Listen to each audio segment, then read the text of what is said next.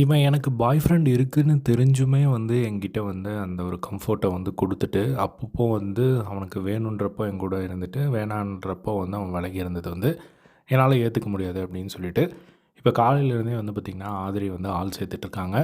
இந்த கேஸில நான் வின் பண்ணியே ஆகணும் அப்படின்னு சொல்லிட்டு, ஸோ எஃப்ஜே மேல இந்த மாரி ஒரு கேஸ் குடுத்துருக்காங்க. ஸோ அவங்க 2 பேருக்குள்ள என்ன நடந்தது அப்படிங்கிறதெல்லாம் நம்ம பார்த்துருந்தோம். ஸோ இப்போ வந்து பார்த்திங்கன்னா, அவங்களுக்கு சப்போர்ட்டா வந்து பேசுறதுக்காக அரோரா கிட்ட வந்து ஒரு ஜட்ஜா வந்து கூப்பிட்டுட்ருக்காங்க. ஸோ வக்கீலா வந்து கூப்பிட்டுட்ருக்காங்க. அதே மாரி அந்த ஒரு கான்வர்சேஷன் போயிட்டுருக்கும்போது சுபிக்ஷா நடுவுல வந்தாங்க. சுபிக்ஷா கிட்டேயும் வந்து சொல்கிறாங்க.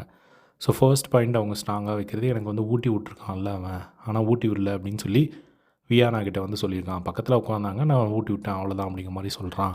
அதே மாரி நான் பின்னாடி பின்னாடி அவன்கிட்ட போனதுக்கான ஒரு காரணம், ஒரு நாள் என்கூட கம்ஃபர்டபுளா இருந்துட்டு, இன்னொரு நாள் வந்து என்ன விலகி போனதுக்கான ஒரு காரணம் என்ன அப்படிங்கிறது தெரிஞ்சுக்கிறதுக்காக தான் நான் போனேனே தவிர, அவன் மேல எனக்கு லவ் அப்படின்லாம் எதுவுமே கிடையாது. ஆனா ஃப்ரெண்டும் இல்ல, ஃப்ரெண்டுக்கும் மேல அது ரிலேஷன்ஷிப் பேரெல்லாம் எனக்கு தெரியல அப்படிங்கிற மாரி வந்து சொல்லிட்டு இருந்தாங்க. அதே மாரி எனக்கு வந்து ஒரு நாள் பாய் ஃப்ரெண்ட் இருக்கு அப்படிங்கிற ஒரு விஷயம் சொன்னதுக்கப்புறமா, அவன் வந்து கொஞ்சம் டிஸ்டன்ஸ் மெயின்டெயின் பண்ணான். பட் அதுக்கப்புறமும் என் கூட வந்து ஒண்ணா ஒரு கம்ஃபோர்ட்ட குடுத்துட்டு, அவனுக்கு ஒரு நாள் ஒரு மாரி, இன்னொரு நாள் ஒரு மாரி, அந்த மாரி ஒரு கேம் ஆனது எனக்கு சுத்தமா வந்து பிடிக்கல. என்கிட்ட என்ன பண்ணானோ, இப்ப அதே தான் வியானாகிட்டயும் வந்து பண்ணிட்டுருக்கான். இப்போ என்கிட்ட வந்து மிஸ் பண்ணுறேன் அப்படின்னு சொல்லி என்கிட்ட வந்தவுடனே சொன்னான். ஆனா வியானா கிட்ட ஆதிரை எல்லாம் வந்து மிஸ் பண்ணல அப்படிங்கிற மாரி வந்து சொல்லிட்டு இருந்தான். வியானா கிட்ட அப்படிங்கிற மாரி வந்து பார்த்திங்கன்னா, இப்போ ஆதிரை வந்து சொல்லிட்டு இருக்காங்க. ஸோ இந்த மாரி பல குற்றச்சாட்டுக்கள் வந்து பார்த்திங்கன்னா, இப்போது அவங்க வந்து எஃப்ஜே மேல வந்து வச்சு, சுபிக்ஷா வந்து நான் ஜட்ஜா வரேன் அப்படிங்கிற மாரி வந்து சொல்லியிருக்காங்க. அதே மாரி கனி கிட்ட வந்து சொல்லியிருக்கான். இந்த மாரி அவளுக்கு வந்து எஃப்ஜே சாரி ஆதிரைக்கு வந்து ஆள் இருக்கு.